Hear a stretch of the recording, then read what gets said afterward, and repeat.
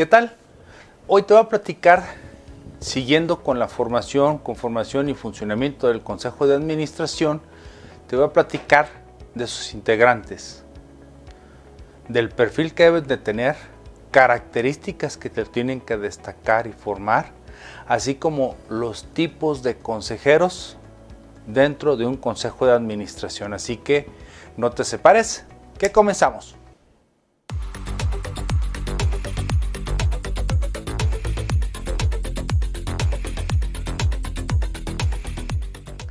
¿Qué tal? De nueva cuenta tu servidor, Adrián Paredes, presidente de la revista Consejero Empresarial y del Centro de Estudios del Derecho de la Empresa, SEDE. Como te lo anticipaba, hoy voy a platicarte de algo muy importante para cerrar este primer módulo, por denominarlo de alguna manera, sobre la conformación y funcionamiento del Consejo de Administración. Hay que tener muy presente esto. Tú vas a ser consejero independiente o un consejero patrimonial. Bueno, tenemos que identificar, como lo hemos visto en los videos anteriores, cómo opera el Consejo de Administración y cuál es su finalidad dentro del gobierno corporativo. Dentro de lo que tienes que hacer y de lo que te voy a explicar, te voy a insistir, tienes que documentar. Es decir, tienes que crear esos manuales, esos archivos, cómo almacenar esos archivos, cómo integrar esos expedientes y todo que al final de todos estos módulos en esta serie de documental que tenemos del Consejo de Administración,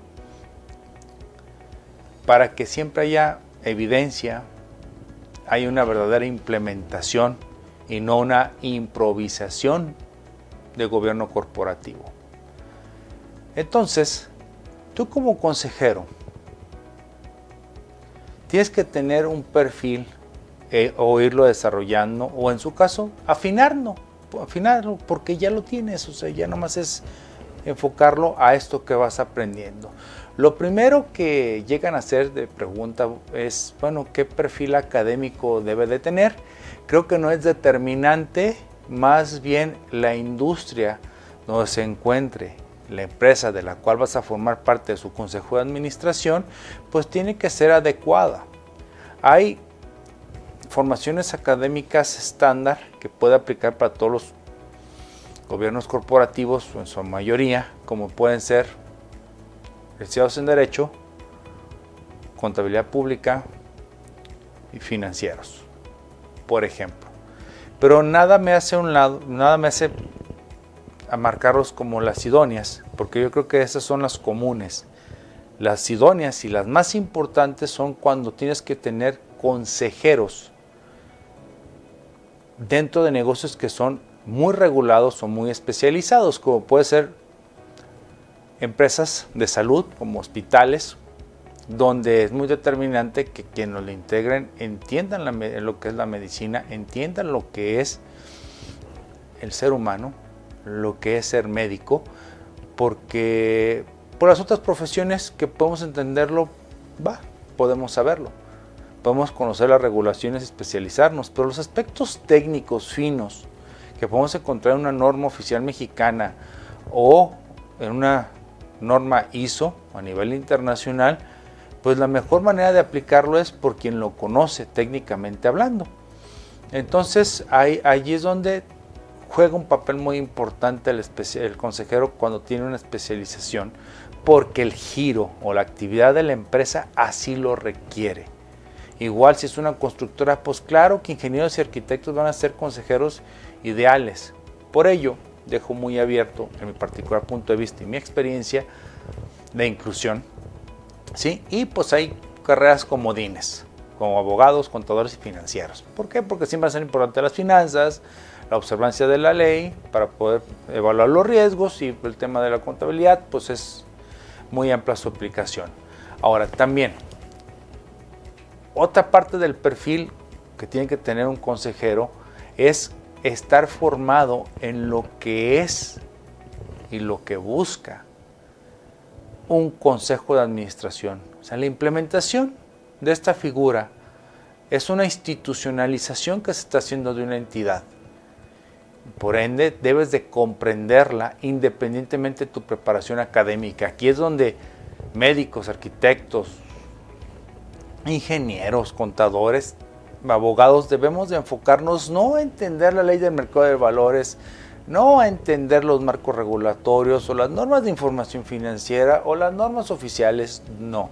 Aquí hay que entender el sentido de existencia y el valor que aporta a la sociedad en sí, como a la sociedad en general, la implementación de un gobierno corporativo dentro de una organización.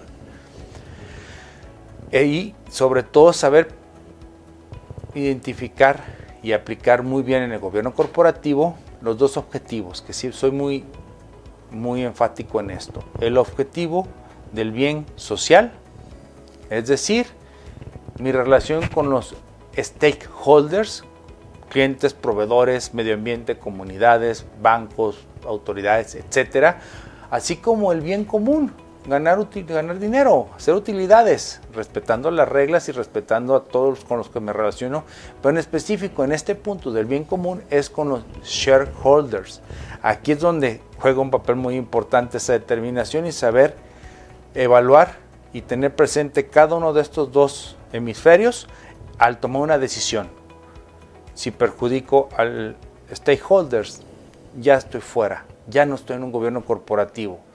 Y regular a un shareholder, ¿por qué no? Al fin y al cabo es dinero. Y el dinero que se gana éticamente es un dinero bien ganado.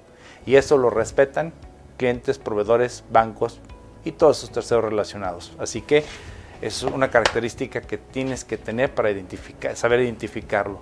Algo muy importante, tu cuestión personal y sin hacer ninguna alusión a algo personal, algo que pueda afectarlos, pero sí tienen que destacar mucho por su ética en su conducción personal y familiar.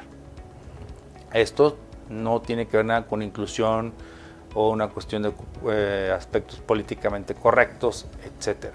Este es un tema simplemente ética. Otro aspecto, entender el sentido y el alcance de lo que es la responsabilidad. No es lo que tengo que hacer, la obligación, sino es ser conscientemente responsable de lo que hago. Hay un cuadrante muy importante que vas a tener que desarrollar en tu formación personal. Primeramente tienes que reconocer que eres inconscientemente incompetente, es decir, no sabes que no sabes. Segundo paso, cuando ya descubriste que no sabes, tomas un libro y te empiezas a preparar. Empiezas a ver videos, a tomar cursos, etc. Ya te vuelves conscientemente incompetente, porque con el grado que vayas preparando te vas dando cuenta de las carencias y las áreas de oportunidad de mejora que tienes en ti para desarrollarte como consejero independiente.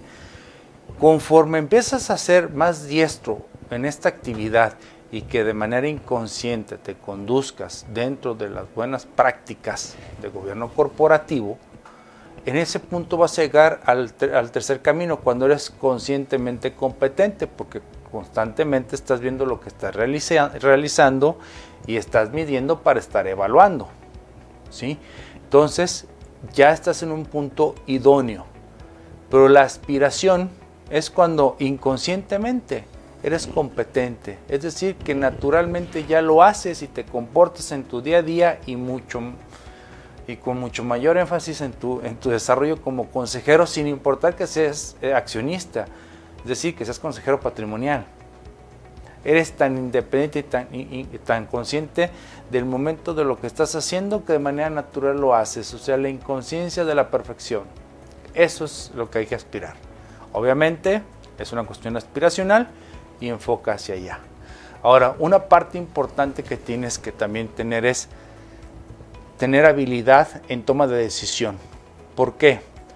Porque al momento de tener una discusión para establecer una estrategia, y más cuando tienes de invitado a algún relacionado como alguien de la alta dirección, pues ahí tomas de decisiones. Hay momentos de crisis donde entra una interacción, o dependiendo del tipo de gobierno corporativo que se haya implementado, hay una interacción puede ser constante, donde las decisiones son muy importantes. Sí, la alta dirección tiene que ejecutarlas, pero la estrategia para el caso de la pandemia que tuvimos, pues fueron reuniones rápidas, expeditas y sin poco historial ante una situación como esa eventualidad. Entonces ahí hay que tener una firmeza en la toma de decisiones y alinear a toda la organización. Si finalmente también debes de tener una comunicación efectiva para todo esto, ¿sí? Tienes que saber hablar, no quiere decir que seas buen orador, sino que sepas comunicar las ideas, seas concreto, seas elocuente, no quiere decir que tengas lo ideal sea que tengas un amplio vocabulario, pero pues yo creo que el vocabulario técnico adecuado y respetuoso para las sesiones que se ven a cabo y la comunicación que tengas hacia la alta dirección o con quienes compartes en cada sesión de consejo de administración. Y algo que yo voy a adicionar, sentido común. En muchas ocasiones tenemos la respuesta enfrente de nosotros y no las vemos por lo sofisticado, lo técnico, como quiero hablar, como quiero ver y como quiero evaluar. El sentido común, el conocimiento más básico, ahí donde vamos a encontrar las soluciones. Así que eso se los dejo para que se desarrollen y acepten y se abran al sentido común. Ahora, ¿qué requisitos debes de pedir como consejero? Primero, pues obviamente si eres independiente, que realmente, pues como lo hemos platicado en los videos anteriores, estés libre de intereses o conflictos de interés que vayan en contra de los de la entidad. Eso es lo primero que se le debe pedir a un consejero y es lo que tiene que ofrecer y tiene que manifestar, salvo los consejeros propietarios. ¿Sí? Esto hablo solamente a los independientes. Ahora, además, este aplica para los dos tipos de consejeros, independientes y propietarios, es la autoridad. Y la autoridad no es saber mandar o saber gritar, no, darse a respetar por el sentido de conocimiento de la entidad, de las necesidades del equipo, para poder tomarlos en cuenta en consideración. Yo no voy a tomar una decisión sin tomar en consideración a mi equipo, cómo lo puedo afectar, cómo puede salir beneficiado. Eso me ayuda a nutrir y tomar decisiones más asertivas y sobre todo mantener mi autoridad. Y esto no tiene nada que ver con una jerarquía organizacional o corporativa, simplemente es un ejercicio de tomas de decisiones adecuadas. Eso es lo que te hace tener la autoridad. Siguiente, tienes que tener y solicitar recursos. Por ello va a ser muy importante que cada comité, o en su caso cuando estás iniciando, cada consejero pues tenga un presupuesto determinado para que de ahí tenga recursos económicos y se allegue de los recursos materiales que sean necesarios, claro, con la responsabilidad de destinarlos única y exclusivamente para la actividad que requiera la organización. Eso ya lo habíamos platicado en videos anteriores. Ahora, como les platicaba, los temas de institucionalización no nomás es conocer el código de principios y mejores prácticas de gobierno corporativo, sino es documentar. Cada entidad tiene sus propias características y hay que establecer nuestros manuales, hay que establecer nuestro manual de gobierno corporativo, manuales de sesiones, institucionalizar, documentar, dejar evidencia, ¿sí?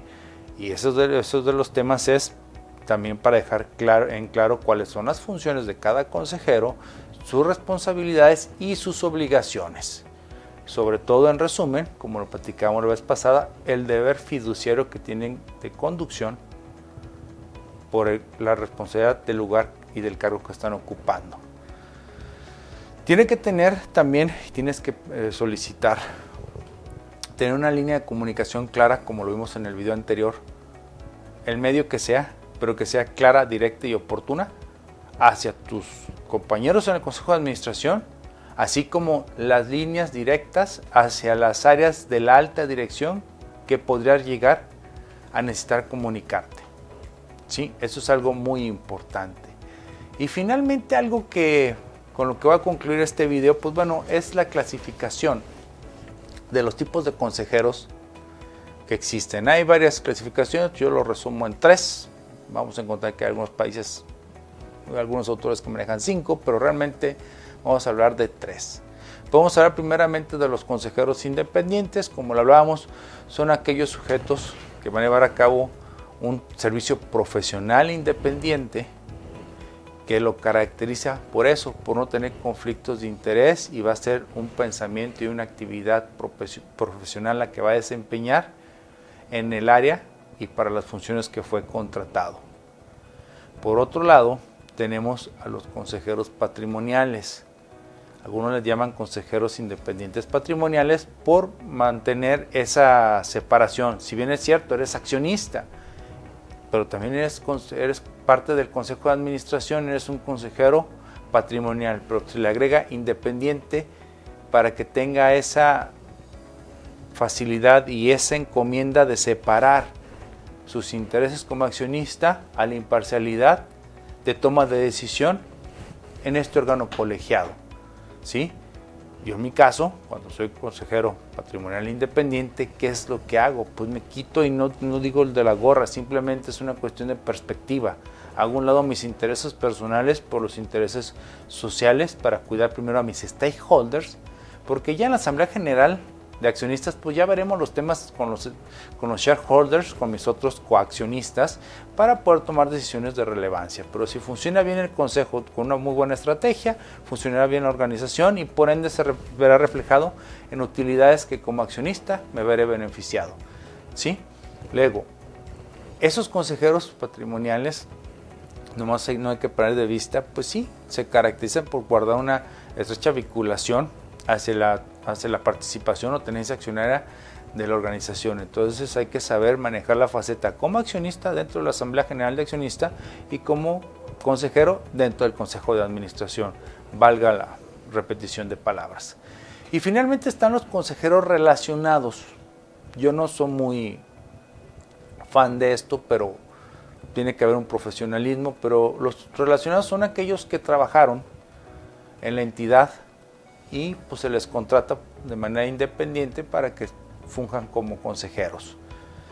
Se recomienda cuando menos tengan más de 12 meses de haber trabajado en la empresa para que sus actividades no se vean o sean cuestionadas dentro de las sesiones de consejo y no se vea interrumpido o afectado lo que se va a buscar, que es el conflicto de interés, que no exista. El tiempo pues puede ser muy subjetivo, muy abstracto, puede ser para mí un mes, puede ser 3 años, puede haber conflictos de intereses. Entonces eso cada organización tiene que evaluarla y yo, un consejero relacionado, lo sugiero que se establezca una votación por parte de los demás consejeros para poder determinar si estamos ante un consejero relacionado factible y viable para integrarse dentro del consejo. Yo prefiero estar llamando como invitados a integrantes de la organización en el área de la alta dirección o del nivel de gerencial para poder trabajar con información fidedigna de la ejecución y estar validando que vaya apegado a esa estrategia que dejamos sentada en el Consejo de Administración. Pues bueno, con esto termino en esta ocasión.